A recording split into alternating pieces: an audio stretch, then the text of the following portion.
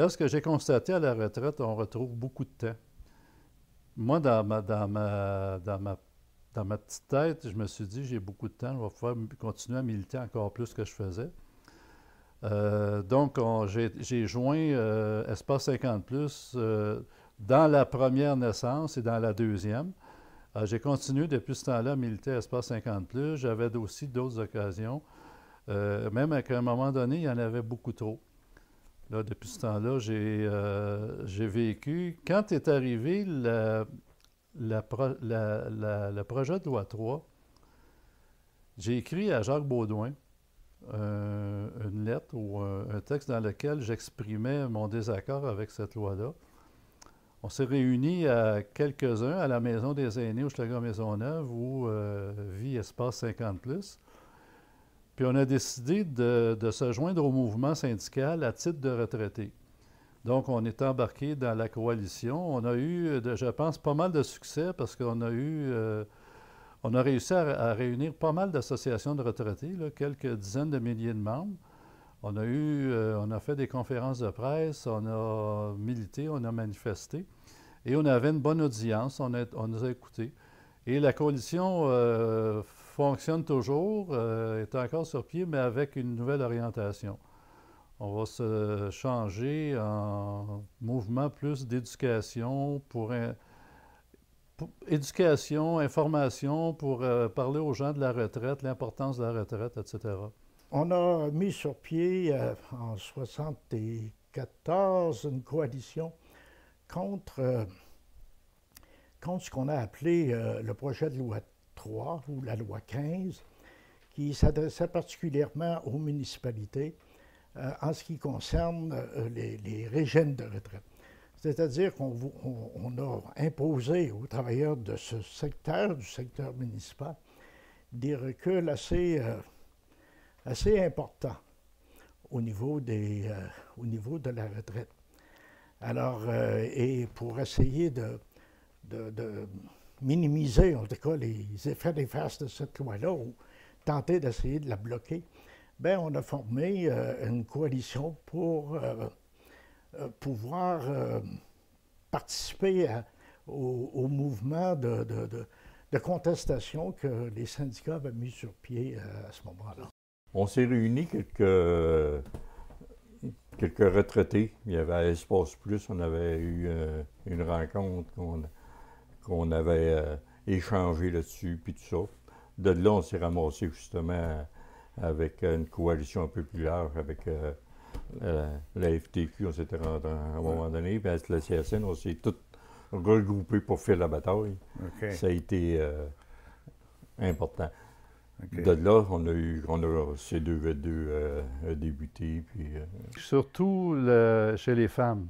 Oui. Parce que dans notre génération, les femmes ont été longtemps au foyer, n'ont pas eu de revenus de travail moins que les hommes. Et c'est eux autres qui sont en majorité chez les aînés. Donc, ils se retrouvent souvent avec la sécurité de la vieillesse, un supplément de revenus garanti, parfois une petite rente de la Régie des rentes parce qu'ils sont veuves. Donc, la pauvreté chez les aînés, c'est quelque chose qui est très présent. Même si on pense le contraire, je discutais avec quelqu'un à un moment donné qui me dit « Écoute, les retraités, c'est eux autres qu'on voit dans les avions, dans les bateaux, les têtes grises, donc ils sont riches, ils ont de l'argent. » C'est peut-être une majorité ou une bonne partie des gens qui voyagent, mais quand on regarde l'ensemble des retraités, ce n'est pas le cas de la majorité d'entre eux. On assiste actuellement à une attaque en règle contre les revenus de retraite. On dirait que le but ultime, c'est d'abolir la retraite. Je pense que ça va jusque-là. On veut augmenter l'âge de la retraite au-delà de 65 ans, alors que dans le fond, il faudrait la maintenir à 65 ans et éventuellement la ramener à 60 ans.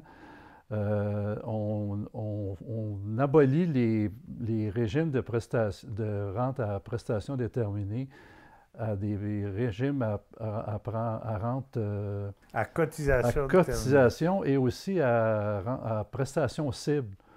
Enfin, ça veut rien dire, prestation cible. Et justement, notre ministre Morneau, qui travaille dans les caisses de retraite a été le parrain d'une loi qui facilite le transfert des rentes à prestations déterminées à prestations cibles.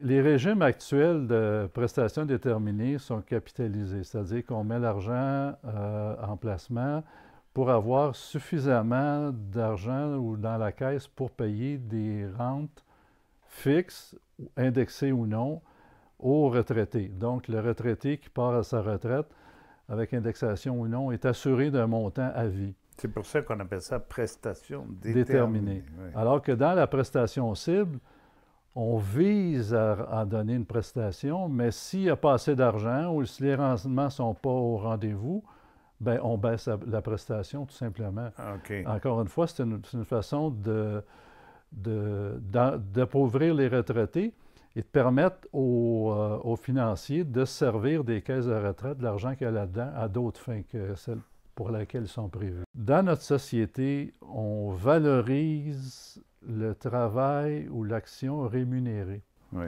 oui. On entend des gens âgés dire « Ah, moi, la retraite, c'est pas pour moi. La retraite, c'est pas pour moi. » Alors que quand tu prends ta retraite, tu prends du temps.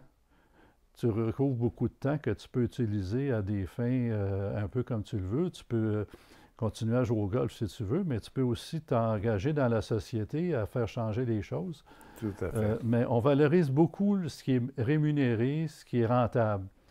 C'est la rentabilité qui fait foi de tout, on dirait. La société est financiarisée actuellement. Tout passe par la finance, par le revenu, par les dépenses.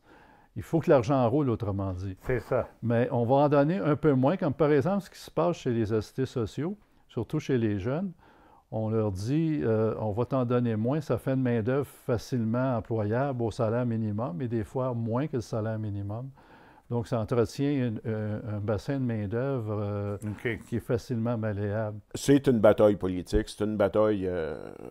Moi, en tout cas, je considère. Oui, c'est une grosse bataille politique tout le temps.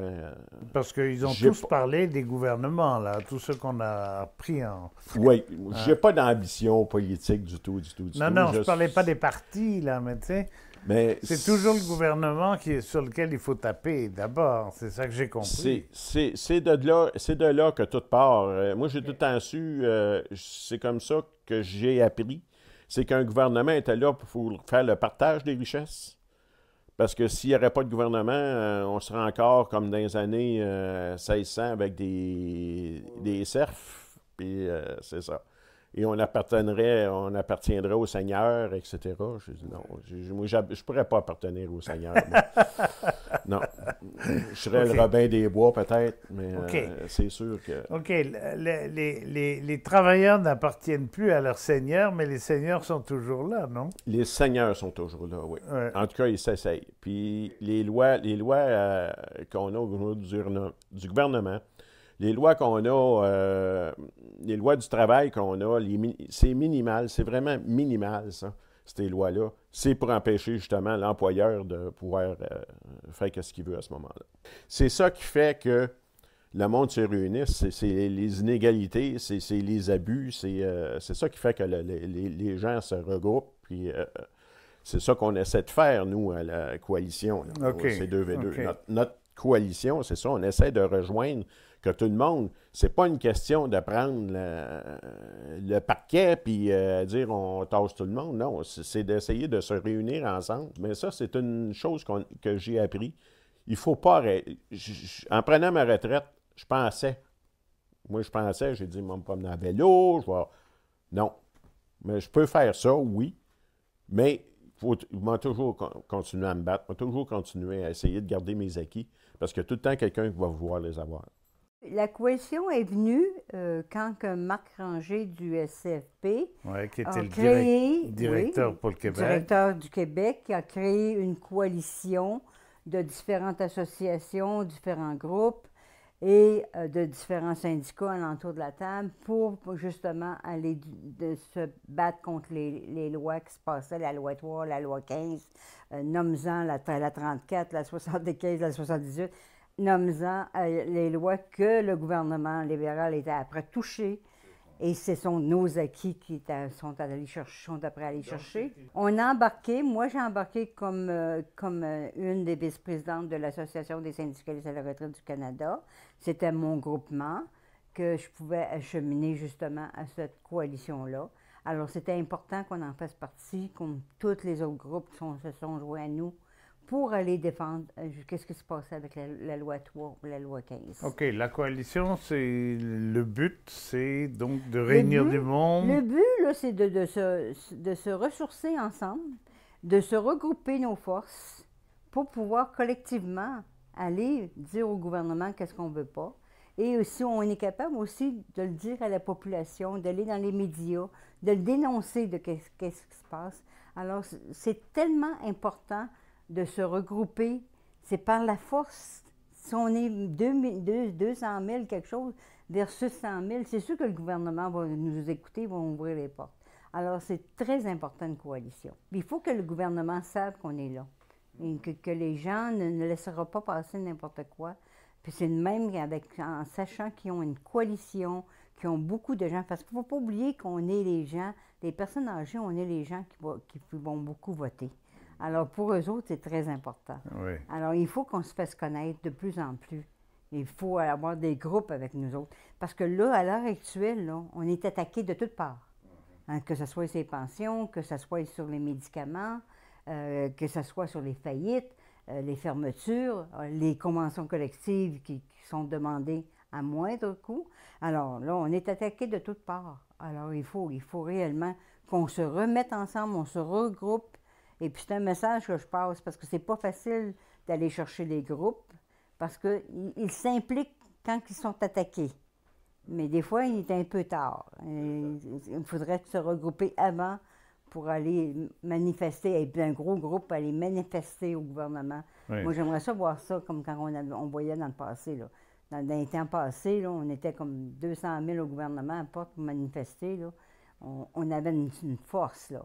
Bon, on est capable de le faire, mais c'est parce qu'on dirait qu'on a un laisser-aller. Alors, il va falloir justement se regrouper encore.